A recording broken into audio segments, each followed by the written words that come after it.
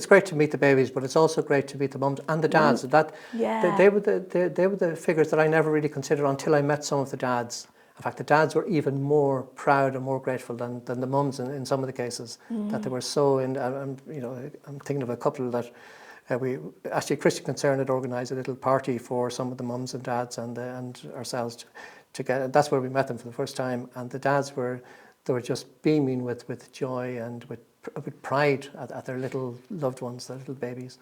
So it was great. Because I used to get very despondent, and I still do, because sometimes the girls try so hard, and they try to start the treatment, and everything seems to be going okay for a few days, and then they suffer a severe bleed, and the baby's lost. And that still happens, unfortunately. And I used to get really, really upset, and I still occasionally do get upset. I remember talking to Eileen Riley about this. Eileen was a great person if you want a shoulder to cry on.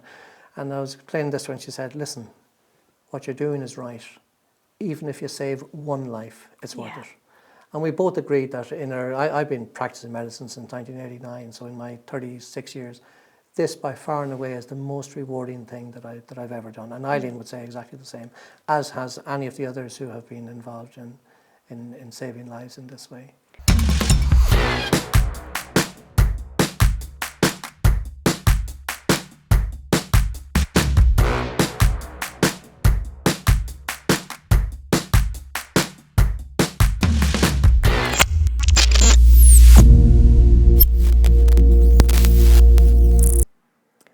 Hello, Dr Dermot, and welcome to the March for Life UK studio. Thank you, Isabel. It's wonderful to be here. My first visit to your brand new studio. We're very grateful for you for coming along, and I know we're going to look today at a book that you've contributed to. But before we do that, I think maybe it's good for people to get to know you a little bit more. I know a lot of people will be familiar with your name associated with abortion pill reversal. So maybe it's good for people to find out a little bit about you, Dr Dermot. Have you always been pro-life? Tell us a little bit about growing up. Where was that for you? Yeah, I'm Irish. I was actually born in London, but I grew up in Ireland. I was only in London as a baby for a few months. So I grew up in Ireland. In those days, Ireland, there was no such thing as abortion. Everybody was pro-life as far as I knew.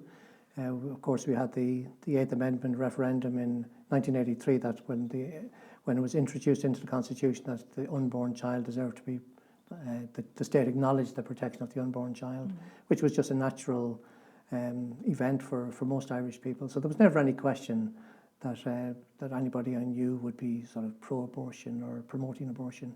I've been in the UK since 2002, so I'm 23 years in the UK. And it was really when I moved to this country that I began to realise that I'm going to have to be a little bit more open about my pro-life beliefs, because for the first time I was encountering a society where abortion was basically deeply ingrained into the society, accepted by everybody. It's been here since 1967. It's not going to go away. We're hoping, of course, that it will go away, and that's what we're campaigning towards. So I needed, at some stage over the last 20 years, to make a commitment that I have to at least try and do something to try and rid this country of the scourge of abortion.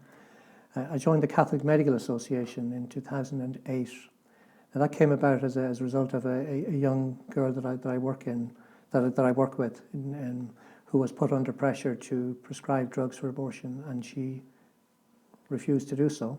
Politely refused to do so, saying that she couldn't do that because she was a Catholic, and she got into trouble for her stance.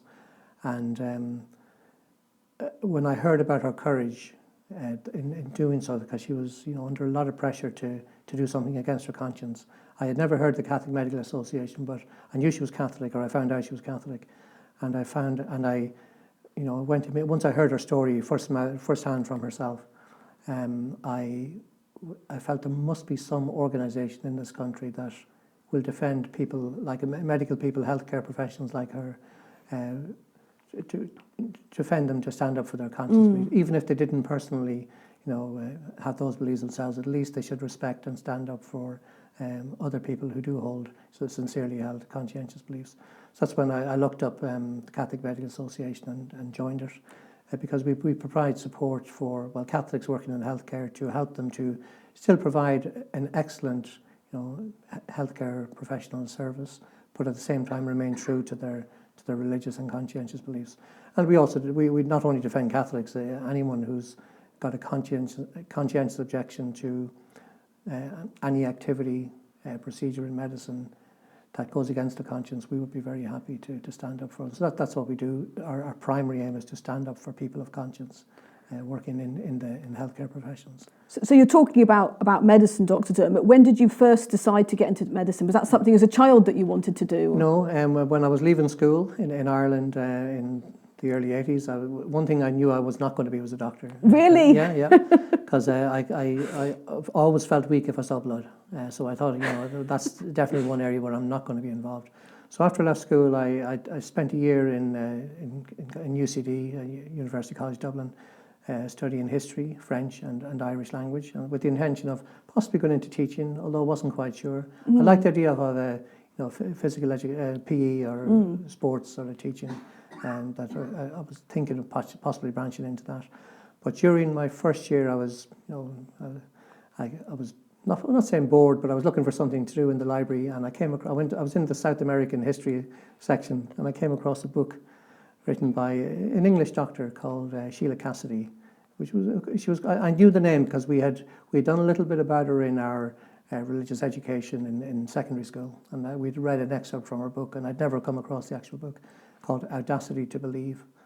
She was a young English doctor who, as she said in her own words, wanted to get away from the rat race of the medical profession in the UK and wanted to have a nice, easy, comfortable life.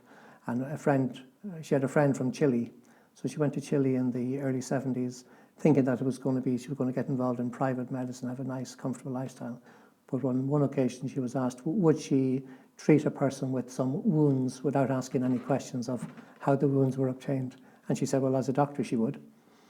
And she did. It turned out it was one of the revolutionaries fighting against the government of the time, I think. I can't remember the exact details, but the next day she was questioned by another group of people who didn't approve of what she had done, and she was arrested and tortured. And her whole story of siding with the poor, because that changed her whole outlook on life, and she became very much an advocate for helping the vulnerable and the poor in society. So that just, when I read her story, I said, that sounds so wonderful. I would love to do something like that. So that's what inspired me. So I changed to the medical course the following year, and it took off from there. Gosh, it just shows the kind of mysterious ways God works in bringing you to the profession that you're in now. Yeah, I hope so. I hope I haven't strayed down the wrong path by going in a different. Maybe he did want me to be a French teacher or a history teacher or something. So you're a cardiologist, Dr. Dermot. Yeah. Now, a lot of people will know that you're involved in the abortion pill reversal. How does that work if you're primarily a cardiologist? Can you explain that to people? Well, I'm a cardiologist, but I'm also a general medical physician. So I don't just prescribe or treat people with cardiac conditions. While that is my main sort of area of specialty, I do, whether I like it or not, I do have to look after people who've got other non-cardiac conditions, and that's fine. I have no problem with that, and I've always done that throughout my medical career. Because we have to do some general medical training before we branch into our specialties. And some of us, not all of us, but some of us, even among cardiologists, continue to treat people with a wide variety of medical conditions. I got involved in the abortion reversal, again, through the Catholic Medical Association. It was back in 2014. By 2014, some women were coming to Jack Scarisbrick's organisation and some other pro-life organisations too, saying they had taken the first abortion pill, and I'll explain in a moment what the process involves. But they'd taken the first abortion pill, but they deeply regretted what they had done, and they wanted to try and save their baby, and they wondered, was there any doctors that might be able to help them to save their baby by undoing the effect of what the first abortion pill had done. Because most abortions, since 2014, more than 50% of abortions in the UK have been are chemically induced or drug induced, and at this stage in 2025, it's close to 90%. In Scotland, it's almost 100%, 97, 98%. In Scotland are drug-induced abortions. In England and Wales, it's close to between 85 and 90%, and it has been for the last few years. So the vast majority are performed by drugs. So to take the first drug called mifepristone. Mifepristone is a lethal drug which is intended to kill the child. It blocks the action of natural progesterone. Progesterone is a hormone. The reason it's called progesterone is it's a shortened version of progestation steroid hormone. So shortened to progesterone. A lot of people don't know that actually. So it's essential for maintaining pregnancy. Many miscarriages, one of the common causes of natural miscarriages in pregnancy is low levels of progesterone, where the mother's body is not producing enough progesterone to maintain the pregnancy, and the child and the other products of conception become detached from the inner lining of the womb and get shed. And that's one of the ways that natural miscarriage happens. So the drug mifepristone tries to mimic that situation. So while it doesn't initially lower the levels of progesterone, because progesterone is still being produced by the mother's reproductive system, but it blocks the receptors, because progesterone is a chemical. It exerts its effect naturally by binding to receptors in the uterus and the ovaries and the female reproductive tract. And if something prevents it from binding to those receptors, or something gets in ahead of it, it means the progesterone can't have its natural effect. So the abortion process is a two-stage process. So they take the first pill, mifepristone, as instructed by the abortion providers, and that blocks the action of progesterone. It causes detachment of developing the placenta to which the baby is attached to the inner lining of the womb, and that starts to shed. It starts to come away, and abortion happens. In most cases, mifepristone will actually, if it's effective, will kill the baby outright. Sometimes it doesn't, and they found the early advocates of chemical abortion, because it started in France in 1990, 10 years before the UK, were finding that there was a failure rate, that it was somewhere between 15 to 25% of abortions weren't complete just with mifepristone alone. So they added in a second drug in the 1990s called misoprostol, which is a prostaglandin, and that causes intense and very strong contractions of the uterus to expel the baby and the other product, the placenta and developing placenta, the other products of conception. So between the two of the drugs, take mifepristone the first day, killing the baby in most cases, but not always, but then the follow-up misoprostol, there's a very high success rate of a successful abortion, if you want to call it successful. If the mother takes both abortion pills as instructed, there's a 98 to 99% chance that the baby will die. So there's a less than 2% chance her baby will survive. There have been some cases reported where the babies do survive even to birth. The majority of those who do survive that initial two-stage drug protocol will undergo surgical abortions. We know that. But some of them are allowed to live, and there are small numbers who have survived both abortion pills, but the overall chance is less than 2% if both abortion pills are taken. If the mother takes the first abortion pill, mifepristone, but for some reason doesn't take the second abortion pill, but if she doesn't get the treatment that we offer, the rescue progesterone treatment, the abortion reversal treatment, there is about an 80% chance, sometimes 75 to 90% chance, but around an 80% chance that the baby will die. So it's a 20% chance or less that the baby might still survive, even if the mother doesn't receive progesterone. So 20% chance if she takes mifepristone alone. If she takes mifepristone, doesn't take misoprostol, and if she manages to come to myself or one of the other providers of abortion reversal, and we get to her before she has any serious heavy bleeding, severe cramps in her tummy, so miscarriage isn't happening already, there is a less than 50% chance the baby will die. So we've in our figures about a 55% chance that the baby will survive. That's a big difference. It's a big difference. Now it doesn't sound much. You think, well, 45% are still going to die, but the way this is for those who don't know anything about medicine, this is phenomenal. Yeah. For example, you've taken the way that the message I try to get across, and especially to medical professionals, is if you take any condition that you can think of with a guaranteed a certain 80% mortality rate, like of dying if you don't do something about it, and you can reduce that to less than 50%, so 45%, so that's a 35% immediate risk reduction of certain mortality by a simple, cheap, inexpensive, widely available treatment. there is, I can't think of any other area of medicine that has such a high, phenomenally successful life-saving rate as this. Even in cardiology, we pride ourselves on some of the big studies that have done over the years with people with heart attacks and heart failure, where we've managed to reduce mortality, by 10% or 12% or 15%. We get very excited if it's 15%.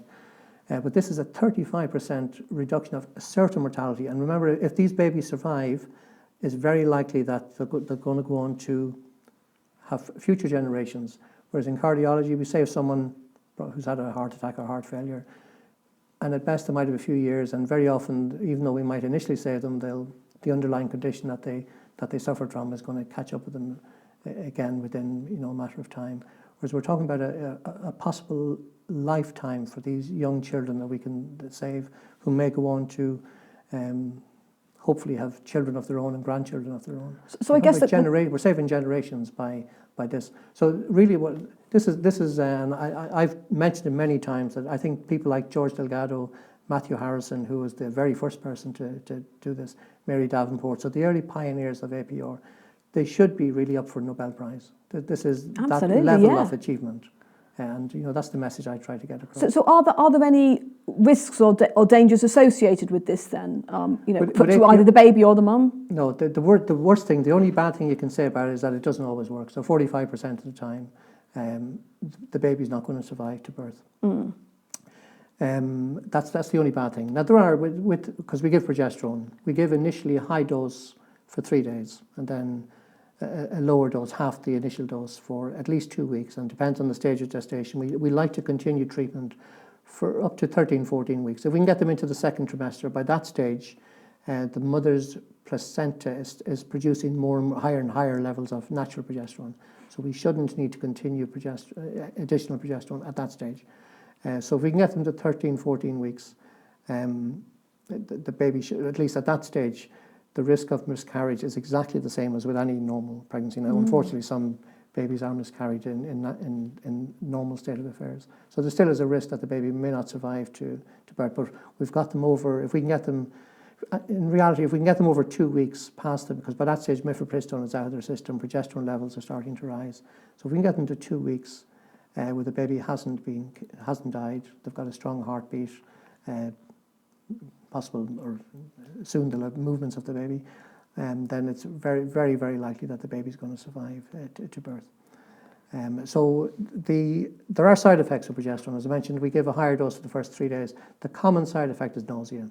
And one of the reasons why women get sickness in pregnancy is rising levels of progesterone. And there are other hormones as well that contribute to it. But so nausea is a common side effect. So I usually give an antiemetic, an anti-sickness treatment that if the mother wants to use or needs to use it, and it's safe in pregnancy, for 3 or 4 days. Once they get to day 4, day 5, any problem they've had with nausea is very, very likely to settle down by that stage. Sometimes they get quite tired, because progesterone can be tiring, but not disastrously so. They can still carry out normal daily activities. Some get a little bit dizzy for the first few days. There's been some minor there are some minor side effects with progesterone per se, but if relatively minor side effects with the cost of saving a child's life. I think most of the mothers, certainly all the mothers that we've helped, are very, very happy to put up with minor side effects that they get. There has been one of the criticisms is that they say, progesterone can be dangerous.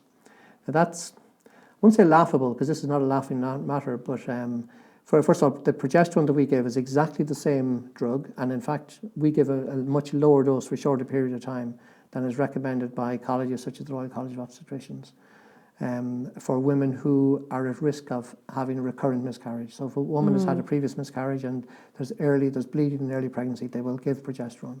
Exactly the same, 400 milligrams twice a day. In fact, they will give that higher dose for at least 2 weeks, and they try and give it usually up to about 15 weeks, I believe, to try and prevent miscarriage. And that's what we're trying to prevent, miscarriage. Yeah. Progesterone doesn't, and in those situations, progesterone doesn't always work, because I mentioned it's only one of the causes of natural miscarriage is low levels of progesterone, but there are lots of other reasons why miscarriage might occur that have nothing to do with progesterone. So their chances of being successful are much less than ours, because in ours we know what the risk of we know what the cause of the risk of miscarriage is going to be, and we're directly addressing that etiology, that potential cause for miscarriage. There was a study done published in 2020, so 2019-2020, by a famous pro-abortionist called Mitchell Kreinen in California, Northern California, where he had been saying for several years, because abortion reversal had first came on the scene and became established as a program in 2012. And the first cases were actually done in 2007, 2008, but the actual program became established 2012. And the first year there was a few hundred babies saved and a few hundred more then. So year by year the numbers were growing higher and higher. So, and this became an issue of concern for the abortionists. Mm-hmm. We can look at why in just a moment, but they were concerned that this was not something that they wanted to allow the public to know about. So Mitchell Kreinen coined the phrase, "Oh, it's junk science. It doesn't work." To think that progesterone can save, prevent abortion in these situations is ridiculous. So he was saying that for several years, but year by year, and the evidence, and there was studies done showing that actually, observational studies showing that it actually does work. So he decided once and for all he had to prove it didn't work. So he decided to design a study. Now even the design of the study is very questionable, because most investigators in medicine and science, if you're setting up a study, you've got a question. You say, I wonder if this happens, or I wonder what would happen to this. So you set up a study to answer a question, and then you'll accept whatever the answer is. And if it's inconclusive, you might repeat it again. But he had decided in advance what he wanted the answer to be. So that's the first thing. So we set up a study designed to fail, basically designed to show that there was no difference between progesterone after mifepristone and placebo. So as if you'd done nothing. Because that's what they've been recommending all along, that if a mother changes her mind, which they say rarely happens, mothers don't change their mind, but if she does change her mind after she's taken the first pill, just don't take the second pill. That's what they say. That's called expectant management. Just wait and see, baby might survive, maybe 20% chance the baby will survive. So he said progesterone will make absolutely no difference. This was his take, and he wanted to prove that. So he persuaded some mothers, because obviously there's some ethical concerns about that sort of a study, but he persuaded mothers who were going to have abortions anyway, so they were due to have surgical abortions. And he felt he would only need 40. Now, there are no trials in medical history where such a low number of participants are recruited to show a difference, or to try and show a difference between. So it was a study designed to fail, basically. It was going to have 20 in each group. So all of the mothers would receive mifepristone on day 1, and then on day 2, half of them would receive progesterone, in the very same dose that we give, and half would receive placebo. And they wouldn't know which was which, because the drugs would look very similar. So it was a double-blind study. So he meant to have 20. Now, in most studies, in any study, there's going to be a dropout rate. So some people are going to get fed up and just don't want to take part anymore. So if you start off at 40, you're going to be quickly down to 34, 35. So that's even going to lower your numbers even further. But they managed to recruit 12, 2 of whom pulled out, 1 in each group, so 1 in the progesterone group, 1 in the placebo group. And the reasons were because they just wanted to go ahead with the abortion, or they got some dizziness from either the placebo or from the real progesterone treatment, so they pulled out. That left 5 in each group. So there was 5 who received progesterone, 5 who received placebo. At the end of the 2 weeks, so they're only going to follow them up for 15 days. At the end of the 15 days, in the progesterone group, 4 out of 5 were still pregnant. Had ultrasound confirmed there was a strong heartbeat, baby was still alive. In the placebo group, 2 out of 5 were still pregnant. It surprised me, actually. That was 40%, but only at 15 days. But it was immediately showing that with progesterone, you were doubling the survival rate of babies.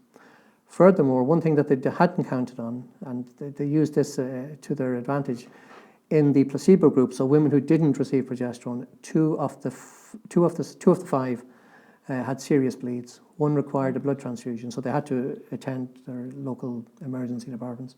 1 required a blood transfusion, and the other required emergency surgery because of the bleeding wouldn't stop. But 2 of the babies were still alive. In the progesterone group, one of the women attended the emergency department because she was concerned about the bleeding, but they checked her out. Her blood pressure was fine, her blood count was fine. She didn't need any treatment, didn't need a blood transfusion, didn't need any intervention, didn't need admission to hospital, and she was discharged home the same day after being assessed. So for any neutral observer looking at that study, even though it was a very small study with very small numbers, as it had been designed, it was showing that progesterone was doubling the survival rate, even with such a low number, and it was significantly reducing the risk of serious hemorrhage. I have no doubt that the reason the trial was stopped was because the authors did not like what they were finding. They had to find some way. So they used the excuse, 3 women have had serious bleeds, even though they didn't highlight the fact that 2 of them had received the placebo and the one in the progesterone group didn't have a serious bleed. She had a minor bleed, a relatively minor bleed. So they sort of hid that fact. Said, 3 women out of 12, that's, or 3 out of 10 even, or 3 out of 12. So 25%, we can't continue this study, it's too dangerous. So sometimes you'll hear the argument, APR is dangerous. I've been accosted many times by people, both in real life and on social media, about what I'm doing is a danger to women. And there's absolutely no evidence anywhere to suggest that. If anything, the evidence is all pointing progesterone actually reduces the risk of serious maternal hemorrhage.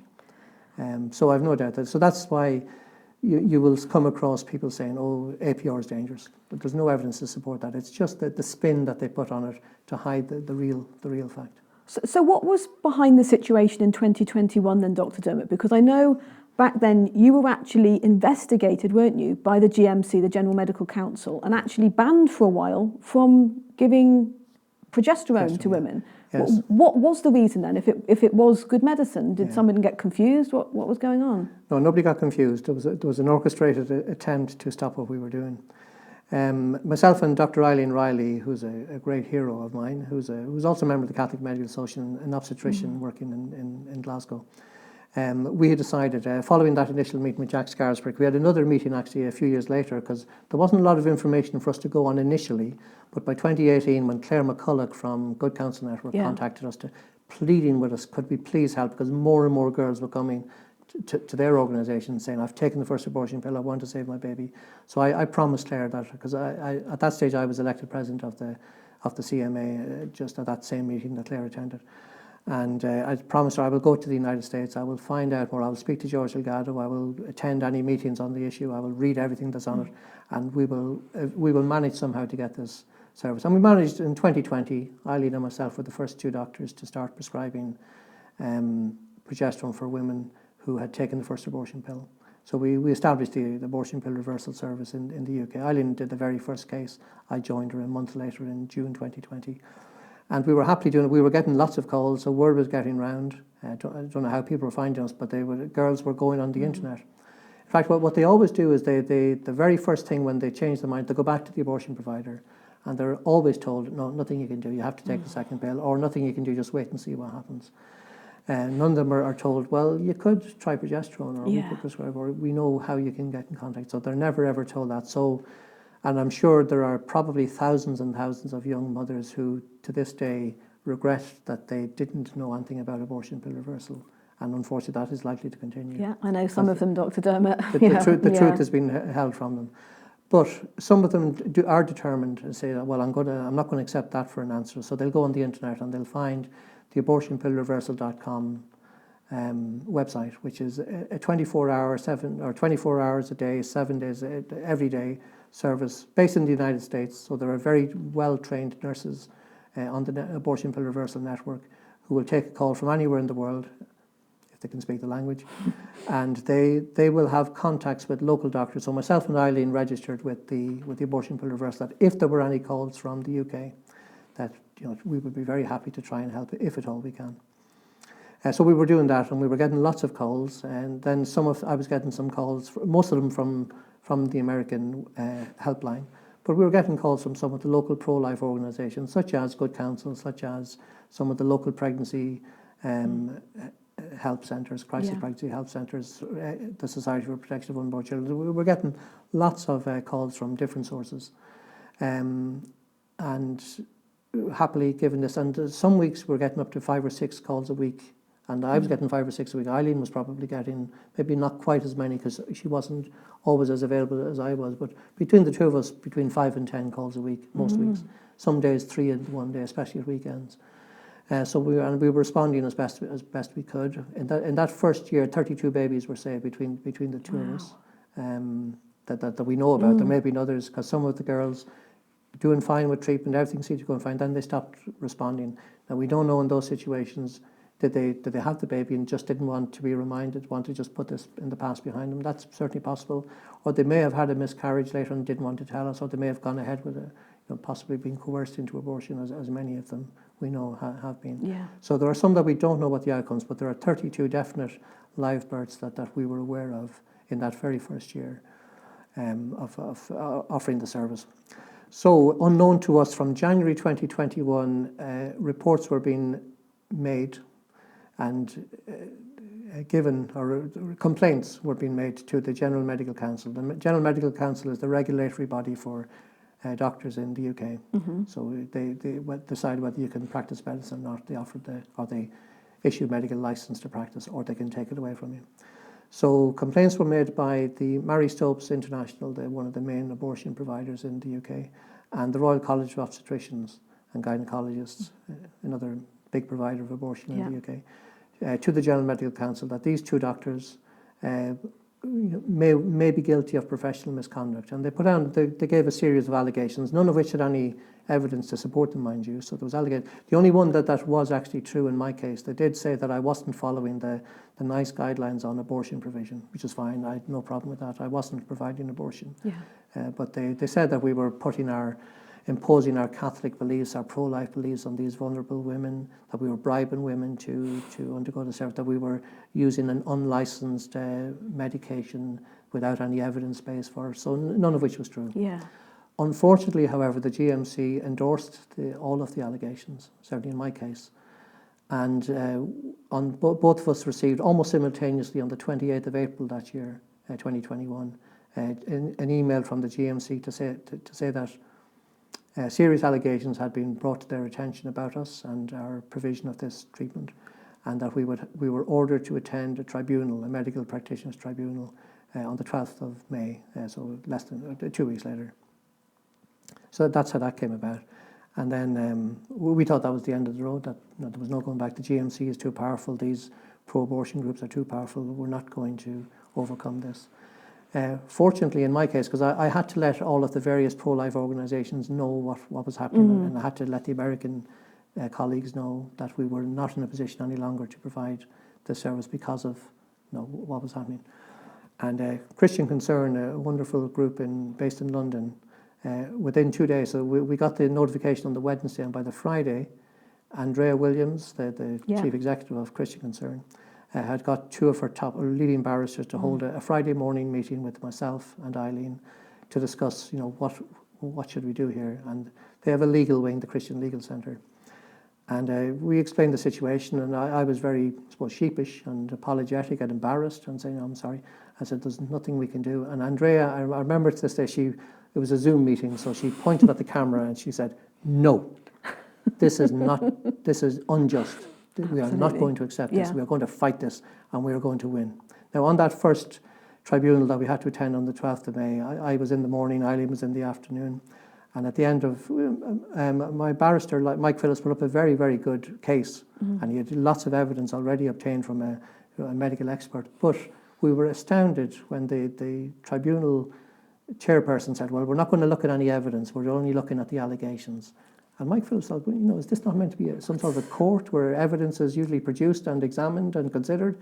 But he said, no, we're not going to look at the evidence. We're going to just look at the allegations and see are they serious enough to warrant an investigation. So in most areas of law, usually a penalty isn't imposed until something is proven. But in this case, they imposed a penalty upon me. So the GMC wanted to suspend me completely from medicine. They wanted my license taken away for 18 months. That was the maximum that could have been applied. Now, this was during COVID, when they were begging doctors to come back from the dead to treat people. Yeah.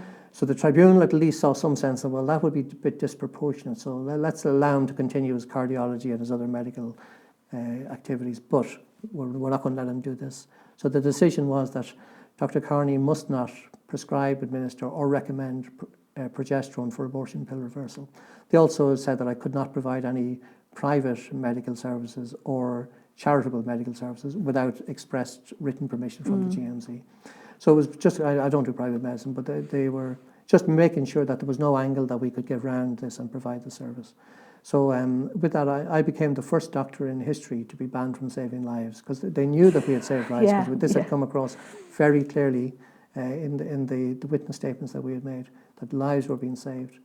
In fact, it was a little bit, what hurt even more was that a few weeks before that, I was, as the Catholic Medical Association president, I was a member of the GMC Equality, Diversity and Inclusion Forum. This was a forum that had been set up by the GMC, inviting all of the sort of minority groups, like various religious groups and black doctors, African doctors, LGBT doctors, also women doctors, women surgeons. There was all these different groups represented, and at our meetings we had to give just a brief report on what our organisation was doing. And at the meeting in early April, that same month that we received the email, early April, I said that some members of the CMA, I didn't say who or how many, were providing an abortion pill reversal service for women who regretted taking. And I just said, and I gave a brief on the numbers that we had treated to date.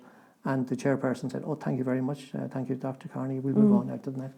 So the GMC were made aware of this to that forum. So it hurt even more, that they then turned around a few weeks later and endorsed these allegations and tried to impose the maximum penalty upon us. But nevertheless, I was prevented from saving lives for this 18-month period. But that didn't stop there, because Christian Legal Centre decided, no, we're not going to accept this. So they challenged it, they appealed. They got an early hearing, but once again they were told, yeah, because we got statements from the women. We knew. I was going to say, you had 10 different statements, didn't you? We all got 10. supportive. We could have got 40, but that's it. We could have easily got 40. But Mike Phillips said, no, 10 is enough. We don't want to overload the court with too many. So, and we got 10 different. So some were women who'd had their babies and were really, really happy. Some were still pregnant, about to have their babies, and were really, really happy. Some were from some of the women who had tried the APR and it didn't work. So part of the 45% where they tried, but they were just so grateful that somebody tried to help them. And we even got 2 statements from 2 of the women who didn't go ahead with the APR. And that was a very important aspect, because one of the accusations was that I was imposing to some people. So actually 35% of the women who I spoke to decided not to go ahead with the APR, and they were allowed to make that decision. I didn't. And this came across, so they were able to say, no, Dr. Kearney did not put me under any pressure. It was my decision, and most of them regretted that they didn't go with the APR, but they were being coerced by various other persons. So we got these 10 statements, and we got an expert witness who actually was a fellow of the Royal College of Obstetricians who performs abortions, but saw absolutely nothing wrong with abortion reversal. He said, well, this fits in with a woman's choice. If a woman changes her mind, she is very much entitled to do so. And that actually fits in with the GMC's sort of good medical practice, that any patient can change their mind at any stage and withdraw consent from any treatment, and they're entitled to know all of the treatment options available to them. So we were following perfectly the guidelines as laid down by the GMC themselves. But despite that, at the follow-up hearing, which was a few months after the original one, we were once again told, no, we're only looking at the allegations, we're not looking at any evidence. So at that stage, Mike Phillips, even though it was a Zoom meeting, you could sense his frustration, and he did very well not to use any swear words, I have to say, but he basically said, this is ridiculous, this is a kangaroo court, we're going to have to take this to a proper court. So they made an application to the High Court, so take it out of the GMC's hands and the medical tribunal's hands. And at that time, I didn't think there was much chance, because there was a big backlog of COVID-related things. Yeah. So I thought we'd be waiting years, and year after year will go by and nothing will happen. But surprisingly, we made the application in early October 2021, and we were granted a hearing in February 2020, the end of February 2022. It was meant to be on the 24th of February, and we got all our witnesses ready. We did a lot of preparation, and really. Had all the groundwork done to put up a strong case in the High Court. And 6 days beforehand, on the 18th of February 2022, I got a phone call from Mike Phillips to say, have you heard the good news? I said, no, they've dropped the charges, they've dropped the conditions, you're a free man. And then half an hour later, I got a confirmatory email from the GMC to say that their case examiners had seriously considered all of the evidence, and they decided that there wasn't the word they used, there was no prospect of obtaining any evidence to support any of the allegations. They didn't say you're innocent. They said there was no prospect of finding any evidence. Now they had to do that because they didn't want to go to court. In a way, we did want to go to court. We wanted our day in court. Because what would have happened is the judge would have said, okay, what are the charges here? And the barrister from the GMC would have stood up and said, well, we believe this doctor is guilty of professional misconduct because he has done this.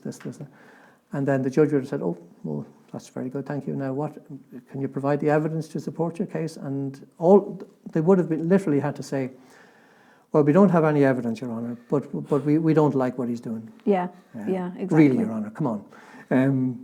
And that would have been a laughing stock. So they would have lost the case. There was no way they could win a case like that with no evidence, and they would have had to pay court costs, and there would have been the whole story would have come out into the public domain at the time. So they wanted desperately to avoid that. So they had no choice. It was interesting that they didn't. The charges or the conditions imposed upon Eileen Riley were not dropped until 2 months later. Right. Because there was no rush. She wasn't going to take them to court, so they didn't have to rush into dropping the charges in her case. So I think that speaks volumes that they left her. Now, they couldn't maintain, seeing as they'd let me go, and I'm a mere cardiologist where she's a proper obstetrician, so they couldn't maintain the conditions imposed upon her. If they'd let the cardiologist off, then they surely had to let the obstetrician go free as well, which they did a few months later. So I imagine that must have been a very draining time on you. But I've had an opportunity to meet some of the mums that you've helped and some of the babies that you've helped save. What has it been like for you to meet? Because I know you have met some of these mums, like I know we've had some that have shared their story, like Amrita. She doesn't mind her name being shared, and her beautiful little baby that she's got that's now growing up. What was that like to meet some of these mums and babies? It's wonderful. It's terrific, and because they're so grateful. It's great to meet the babies, but it's also great to meet the mums and the dads. They were the figures that I never really considered until I met some of the dads. In fact, the dads were even more proud and more grateful than the mums in some of the cases. That they were so. I'm thinking of a couple that Christian Concern had organised a little party for some of the mums and dads and ourselves. That's where we met them for the first time, and the dads were just beaming with joy and with pride at their little loved ones, their little babies. So it was great. Because I used to get very despondent, and I still do. Because sometimes the girls try so hard, and they try to start the treatment, and everything seems to be going okay for a few days, and then they suffer a severe bleed, and the baby's lost. And that still happens, unfortunately. And I used to get really, really upset, and I still occasionally do get upset. I remember talking to Eileen Riley about this. Eileen was a great person if you want a shoulder to cry on. And I was explaining this to her, and she said, listen, what you're doing is right. Even if you save one life, it's worth it. And we both agreed that I've been practicing medicine since 1989, so in my 36 years, this by far and away is the most rewarding thing that I've ever done. And Eileen would say exactly the same, as has any of the others who have been involved in saving lives in this way. Because we know it makes such a difference, and we know that the level of gratitude from those that we are helping is so great. So tell me about this book that's just, I think it's just come out in the States, has it? Yeah. By George Delgado, but I know you've written a chapter of it. Abortion Pill Reversal, A Second Chance at Choice. Yeah, it's a good title. George Delgado, as I mentioned earlier, he's one of the pioneers. He actually performed the second case ever on the west coast of America. He's based in California. He got a call one day in 2008 from a colleague in New Mexico, a neighboring state, to say that a woman had come to his or her practice taking the first abortion pill. Did he have any recommendations as to what could be done, because she wanted to save her baby? Now, George Delgado didn't know anything about abortion pill reversal at that stage, but he thought he knew what progesterone was, and because he does a lot of work in fertility. He's a family doctor, but he does a lot of fertility work. That's his main area of expertise. And he's used progesterone for preventing miscarriage and for helping women through natural means to obtain pregnancy. And he knew the physiology and the pharmacology of mifepristone. So we thought, well, I wonder if we give progesterone in a high dose, maybe we can sort of flood the system and overwhelm so they tried it and it worked. And then they tried it again and it worked.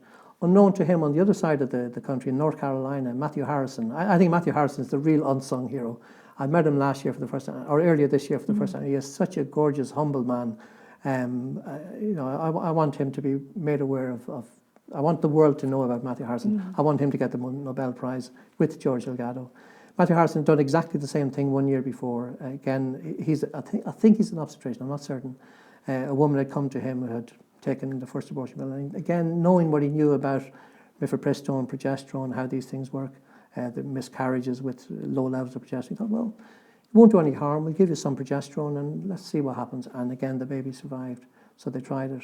Now, the network became established in 2012, and Matthew sort of just stayed quietly in the background, whereas George promoted it, and with the colleagues set up a research team to look more and more into this. So George has taken a lot of the well-deserved praise for this and for developing the service network.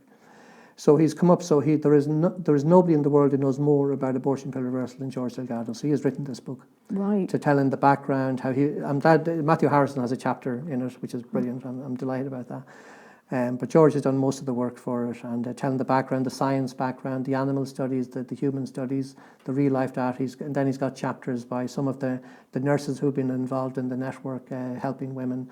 I think he may have one or two of the girls who've experienced the service. I'm sure he will have. And he asked me to write a chapter on the UK experience, because he knew about my story with the GMC and the Royal College and Mary Stopes.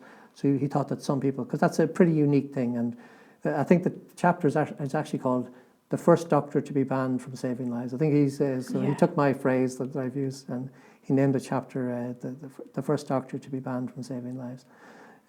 So there's the UK story, and a little bit about the data, the numbers of babies the numbers of mothers that we've helped, the numbers of babies to date that we've saved. There are 73 that I'm aware of that have been saved. Now, that is, again, a little bit disappointing, because 32 in the first year, if that had continued, okay, we were banned basically for a year from doing it. But we should have more, because unfortunately, we know now, because the girls who do come to us, they tell us this, we know now that the abortion providers are actively and deliberately telling the mothers, whatever you do, if you change your mind, do not go for abortion treatment. It's dangerous. You're going to bleed. So they're using this, they've twisted the Kearney study from 2020 to say, oh, you're going to bleed. Not admitting that it's the mifepristone that causes the bleeding. Progesterone will reduce the likelihood of serious bleeding. So they've been told this, and the girls who do come to us, they tell us, by the way, I was told that I must not contact you, but I really, really want to try this because I've heard about it. And some of the girls have the girl you mentioned, Amrita, she actually pointed another girl in my direction, because somebody who had taken the first abortion pill, who lives near her, the same area of the country, saw her story on Facebook. Really? And contacted Amrita directly. And Amrita, she'd taken the first abortion pill and didn't know, she knew there was a doctor who might help her. So Amrita gave her my number and she phoned me directly, which I was very pleased with. Oh, fantastic. One of the other girls, one of the early girls, did exactly the same.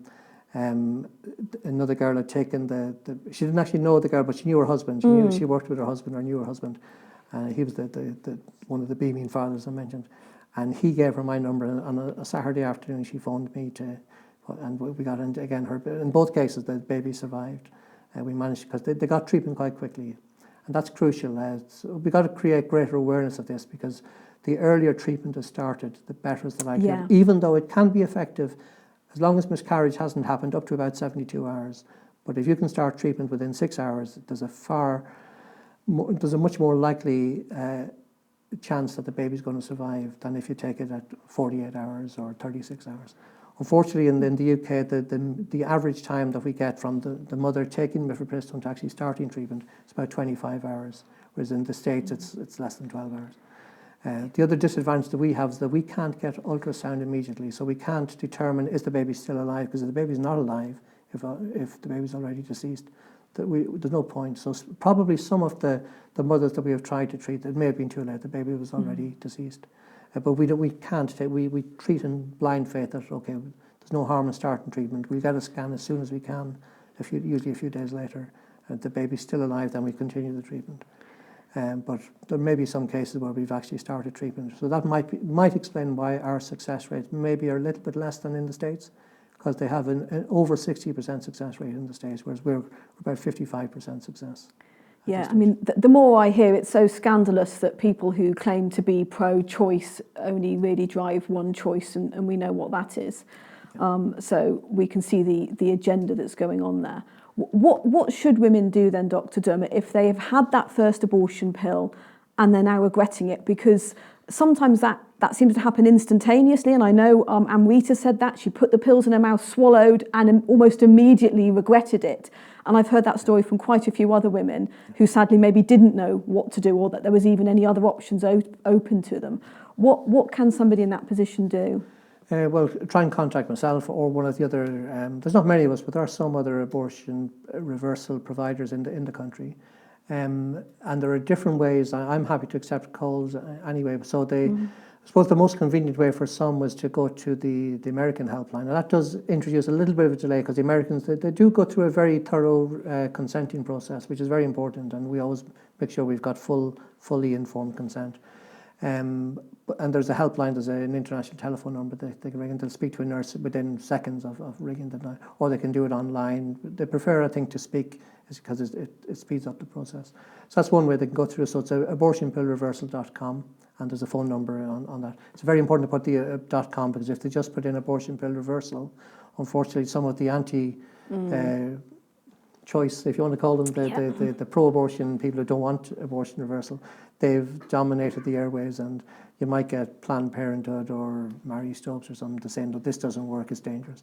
So abortionpillreversal.com will guarantee that they'll get the correct website with the phone number.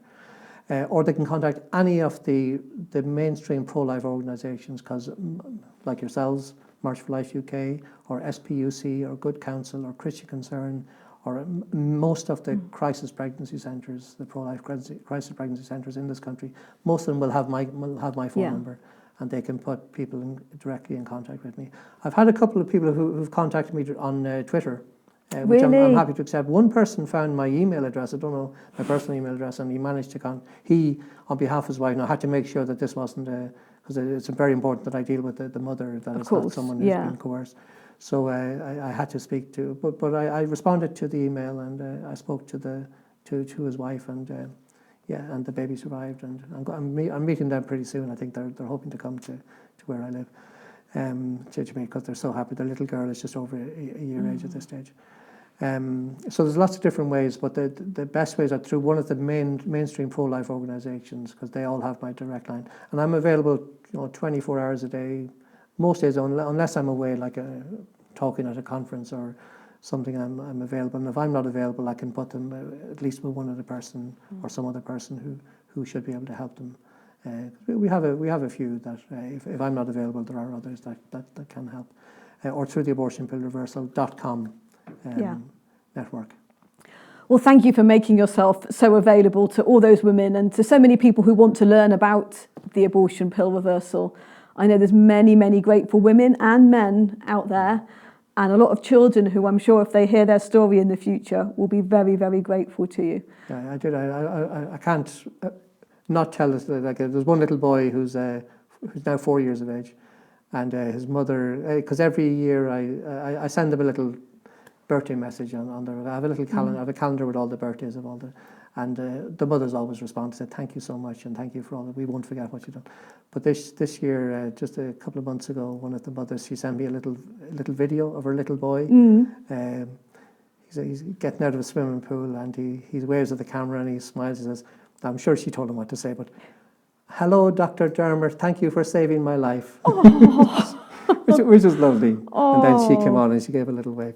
So they all send, and they always send me a picture of their little children, and they all send ultrasounds when they get their first ultrasound done, or their 12-week or their 20-week. They all send ultrasounds to let me know how progress is going, because they're so grateful and they want to keep in touch. If they ever say no, thank you very much, or I prefer you don't, I'm very happy to accept that. If they don't need me anymore, but so far all of them have been very happy to keep in touch. Well, for all the challenges, the rewards far outmark that, don't they? I mean, far surpass any difficulties that you've been through. Like you say, just for one life, that's got to be worth it. So I really look forward to reading this book as soon as it becomes available here. And thank you again, Dr. Dermot, for all your time, not just to the pro-life movement here and speaking out, but for the dedication you have in your own life and helping these women in challenges. We're very grateful to you. Thank you, Dr. Dermot. You're very welcome. Thank you, Isabel.